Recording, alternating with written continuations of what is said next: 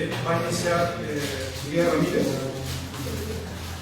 Lía Ramírez Caparó es magíster en Historia, Convención en Estudios Andinos por la Pontificia Universidad Católica del Perú y es licenciada en Sociología por la misma universidad. Ella nos va a exponer sobre la memoria histórica de los estudios históricos del siglo XX. Lía, ¿cómo usted? Hola a todos y todas, buenas noches, ¿cómo están? Primero que nada, muchas gracias por la invitación. Y bueno, lamentablemente no pude llegar antes, pero ha estado muy interesante lo poco que pude escuchar de las clases anteriores. Entonces, muchas gracias. Y bueno, sí, voy a hablar un poco sobre la memoria y quiero vincularlo también con la idea de la historia oral, que es un tema que bueno, pues se ha permitido un poco más hablar de la historia a partir de quiebre o la idea de historia social o de la nueva historia. Y también que es un tema que se discute mucho más hoy, que podemos hablar mucho más hoy y que justamente el cierre de la mesa anterior fue un poco eso, ¿no? Cómo vinculamos también a partir de la memoria el presente con el pasado, o de qué sirve hacer memoria, cuál es el sentido de ello. Y bueno, y además que es un tema que particularmente a mí me interesa porque siento que nos permite vincular la historia con otras disciplinas, con otras ciencias sociales o incluso con disciplinas como la literatura, ¿no? Y bueno, solamente como para ir empezando, creo que, claro, los temas de memoria tienen este boom en los años 80 a partir de los procesos postdictatoriales en América Latina.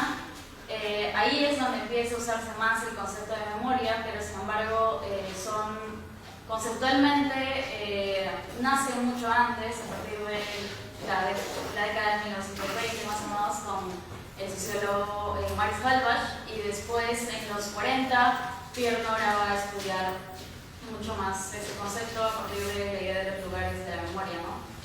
Creo que es interesante hablar un poco, o sea, muy breve de estos dos autores porque ellos precisamente no están viviendo escenarios como los que después van a despertar el tema de memoria, incluso el tema del holocausto, ¿no? O de la Segunda Guerra Mundial, que también despierta cierto interés, sobre todo repensar lo que es el testimonio con Primo Levi. Pero bueno, ellos están viviendo, sobre todo Maris Halbach está viviendo la Primera Guerra Mundial y ese es el tema que le genera interés, ¿no? Igual Pierre Nora con el tema del nacionalismo francés. Pero aún así ellos construyen este concepto de memoria colectiva, memoria histórica, ¿no? Que luego en los 80s, en los 90, en los 2000 va a ser retomado por historiadores y historiadoras importantes, ¿no? Y creo que más allá del tema conceptual que nos permite pensar los temas sobre memoria, las investigaciones sobre memoria, creo que algo interesante también es toda la recopilación de fuentes que se ha hecho a partir de la idea del testimonio, sobre todo, que sí se ha dado mucho más a partir de los 80, de los 90, de los procesos postdictatoriales con la CONADEP en Argentina, en Chile y en Perú, las comisiones de la verdad, y que han sido parte de una lucha ciudadana además, pero la recolección de testimonios y la búsqueda por problematizar la historia oral creo que se ha dado desde mucho antes, especialmente especialmente desde una mirada más interdisciplinaria, grupos, centros universitarios interdisciplinarios que no solamente tienen que ver con la historia, ¿no? Sino también la sociología, la antropología. En el Perú creo que no tenemos muchos registros o muchos repositorios de fuentes orales. Creo que uno de los que podría ser interesante mencionar es el Centro de Etnomusicología, que funciona o que tiene recopilaciones desde el 84, pero bueno, existen otros espacios o otros procesos testimoniales como el de Sepúlveda Huizpa, el de Gregorio Condori, que bueno, han significado finalmente o se han trasladado a documentales o libros o videograbaciones, ¿no? y que creo que son también de los primeros espacios que la tecnología permitió también, o de los primeros temas, personas que la tecnología permitió recuperar. Pero en otros países en América Latina sí se han dado más espacios o centros de recolección de estas historias orales, algunas replicando este modelo norteamericano de recolección de memorias o historias orales de personas, digamos, personajes importantes. Hay una historiadora, no sé, tiene un nombre, un apellido que se me puede pronunciar, que tiene un artículo que se llama Historia Oral en América Latina, que hace un recuento de varios centros de investigación en donde se ha recuperado la historia oral. Menciona dos importantes, uno en Ecuador y otro en Bolivia. El de Ecuador está investigado por una investigadora que se llama Ruth Moya, y que tenía más énfasis en la antropología, en los conflictos agrarios de ese entonces, pero creo que el más conocido a nivel latinoamericano, digamos, que me parece que tiene funcionamiento hasta la actualidad, es el taller de historia oral andino en Bolivia, dirigido por Silvia Rivera Cosicani, que se fundó en el 83. Y esa es una experiencia que creo que es interesante, que vale la pena un poco conversar sobre ella. Sí creo que mayor participación tienen sociólogos, sociólogas, lingüistas y también una parte de historiadores y historiadoras.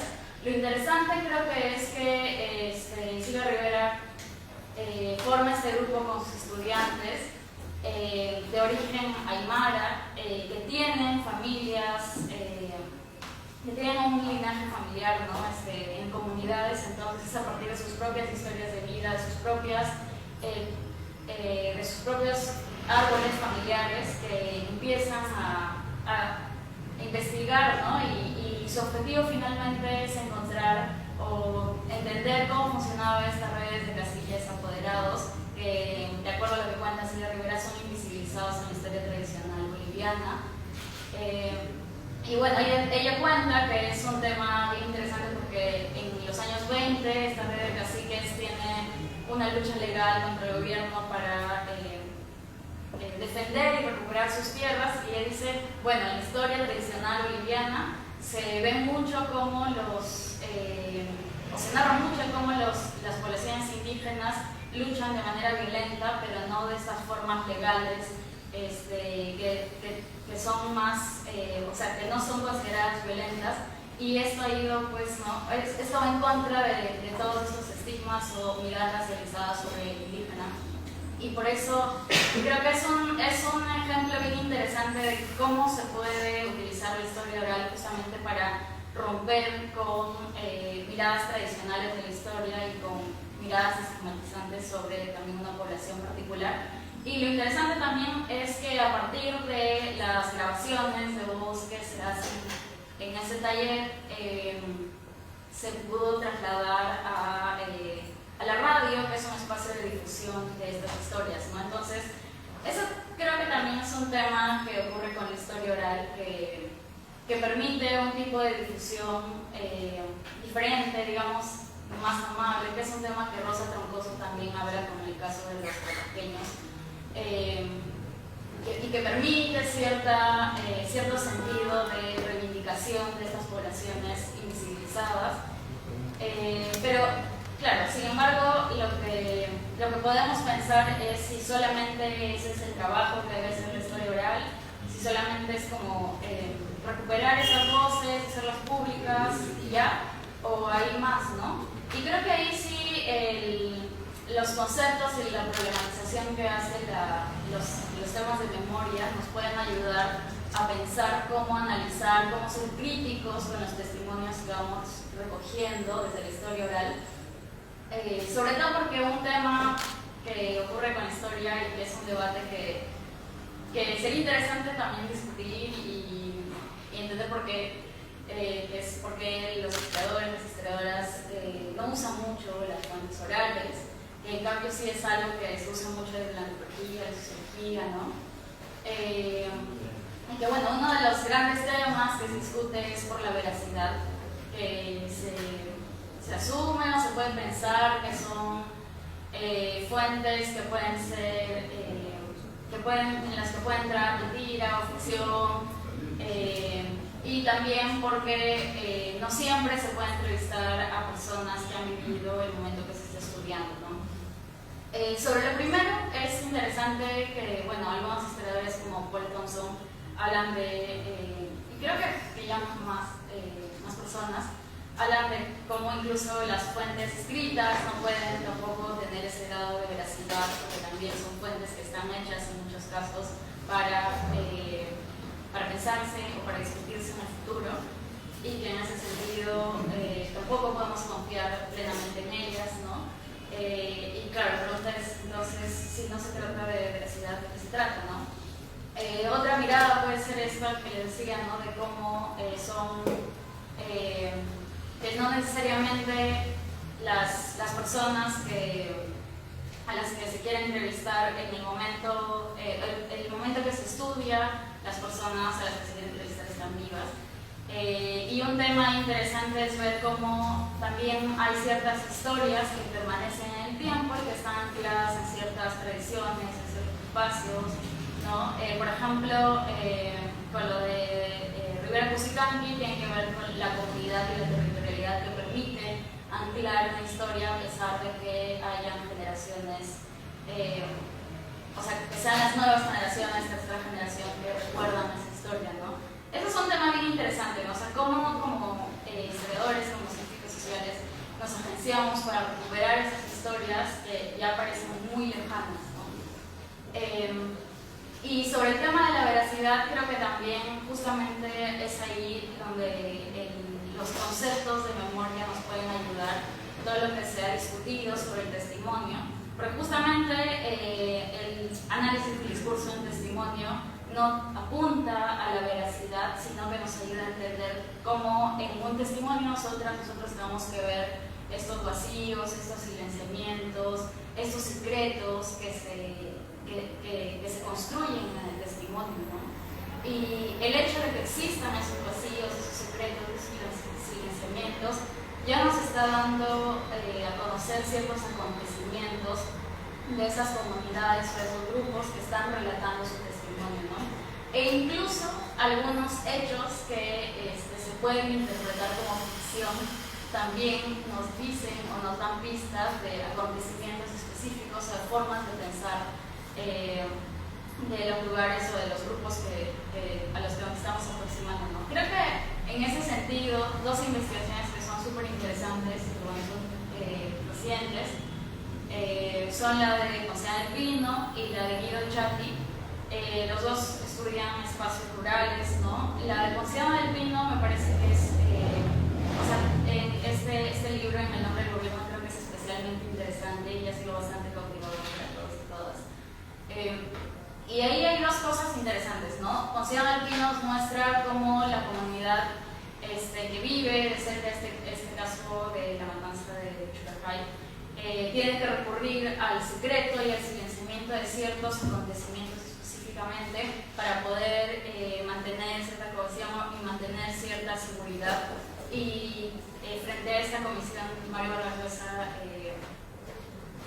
parecería que tergiversa la información, pero en realidad es una estrategia discursiva para cuidarse.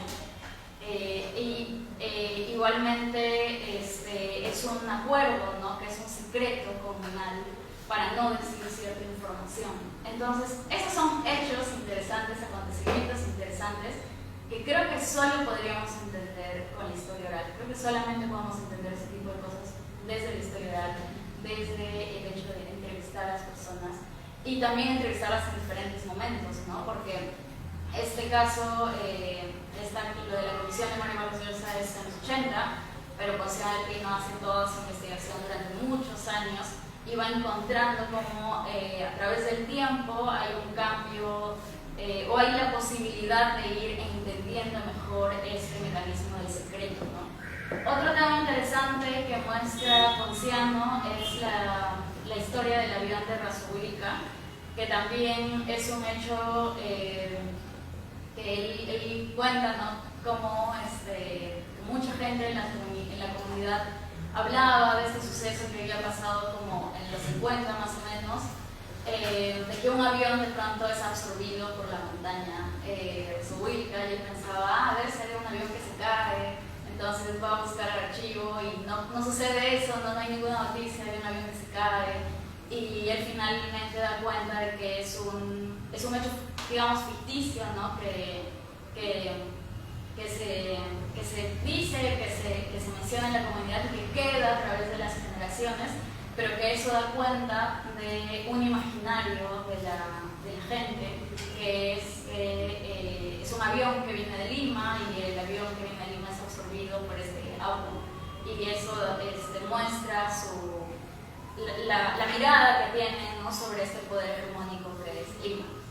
Creo que esa es otra cosa que, digamos, solamente podríamos encontrarla o entenderla desde la historia oral, y también una historia oral que se queda a través de generaciones, ¿no? Él dice cómo la gente de verdad hablaba esto como una verdad, ¿no? Pero no es como una verdad en los hechos, pero también podríamos decir que es una verdad el hecho de que las personas construyen estas historias, ¿no? Y esa construcción de historias nos muestra la forma de pensar y su propia mirada histórica, ¿no? Su propia conciencia histórica.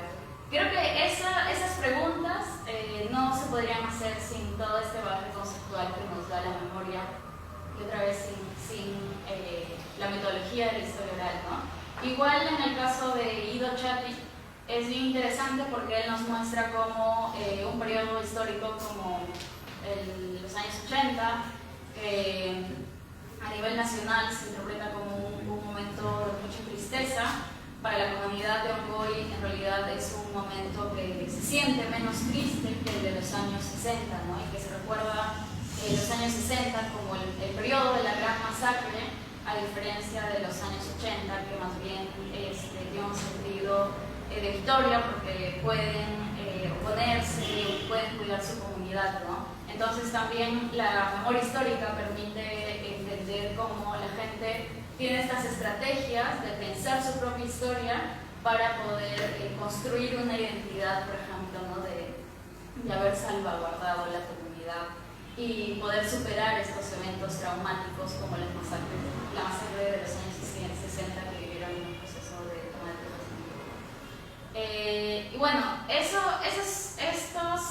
ejemplos que creo que les he estado dando, siento que nos llevan a problematizar otra vez esto de por qué desde la historia hay esta desconfianza de la historia oral, o cómo podemos pensar, ¿no? Teóricamente, cómo podemos pensar conceptualmente también para empezar a trabajarla más, y pensando también en, digamos, los beneficios que puede traer para la ocupación, porque cuando uno hace historia oral también tiene la posibilidad de abrirse a otro tipo de documentos más, a documentos, por ejemplo, personales, que a los que no se podría llegar si uno no habla con las personas, ¿no?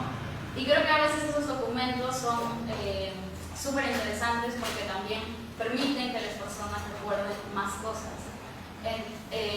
Creo que sería muy interesante que desde la historia también se pueda comprender y estudiar más esas metodologías para generar también un conocimiento mucho más amplio y que también esté más anclado, ¿no? No sé si anclado, pero en diálogo con el presente. Bueno, eso es todo. Gracias.